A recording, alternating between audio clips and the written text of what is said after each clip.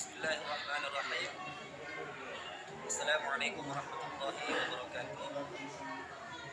Perkenalkan, nama saya Usman bin Mahmud, kelas A21. Pada kesempatan pada hari ini saya akan membacakan sejarah kerajaan Cirebon masa pra-Islam. Sebelum berdirinya kekuasaan politik Islam di bawah kepemimpinan Sunan Gunung Jati, wilayah Cirebon dapat dikelompokkan atas dua daerah. Yang pertama, daerah pesisir disebut dengan nama Cirebon Larang, dan Ki Gendeng Jumanjan Jati menjadi penguasa daerah sepanjang pesisir pantai Cirebon atau Cirebon Larang. Daerah pesisir ini meliputi daerah Singapura dan Pelabuhan Muara Jati.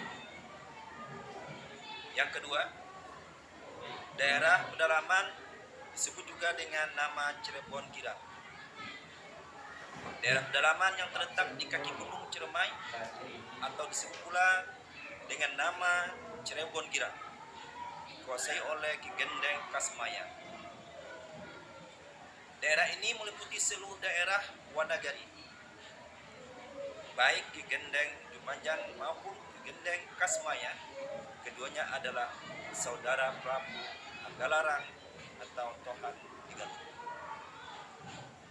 Pada masa Raja Prabu Niskala Wastukencana yang berkuasa sekitar tahun 1371 sampai 1475 Masehi, kedua wilayah Cirebon tersebut berada di bawah kekuasaannya.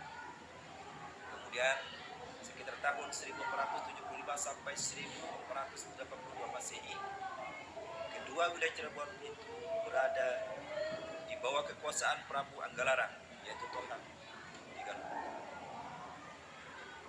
Kemudian kerajaan pra-Islam di Cirebon. Kerajaan Cirebon Larang merupakan sebuah kerajaan pra-Islam di wilayah Cirebon yang berada di bawah kekuasaan Kerajaan Pajajaran.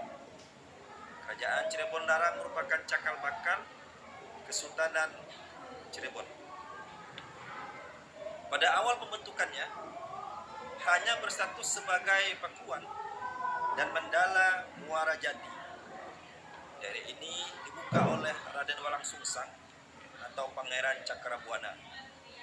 Setelah beliau meminta izin pada Ki Gendeng Tapa, seorang penguasa Singapura, setelah membentuk tempat pemukiman, akhirnya secara administratif Cirebon Larang terpisah dengan Singapura.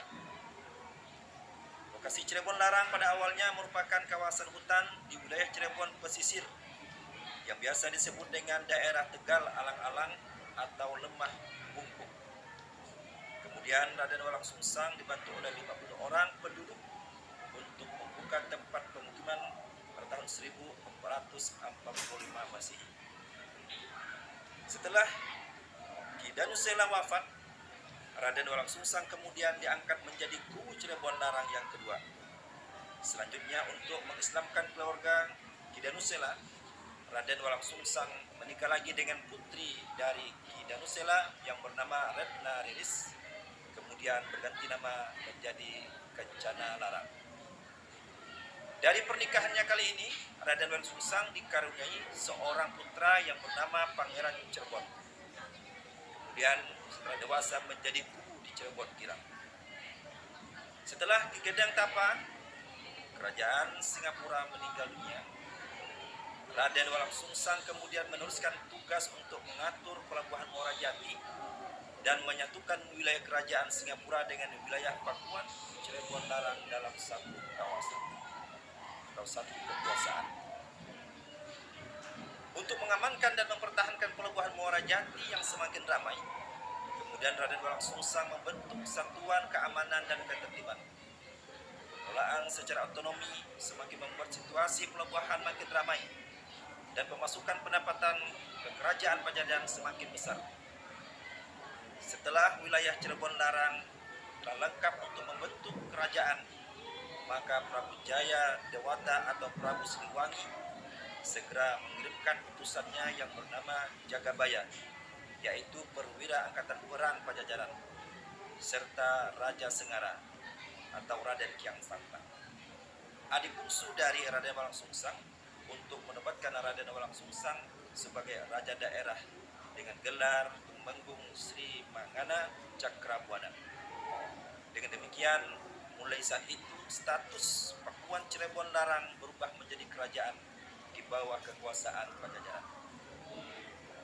Meski saat itu Cirebon Kerajaan Larang merupakan bagian dari wilayah besar kerajaan Pajajaran yang masyarakatnya masih beragama Hindu, akan tetapi Raden Walang Sungsang tetap terus mengembangkan agama Islam. Apa yang dilakukan Raden Walang Sungsang tidak mendapat hambatan dari Pajajaran, karena dalam kerja di pemerintahan, Raden Walang Sungsang tidak pernah mengecewakan Pajajaran. Raden Walang Sungsang pada waktu itu menjadi satu-satunya pejabat tinggi, yaitu setingkat raja dari kerajaan Pajajaran yang beragama Islam. Demikian, terima kasih.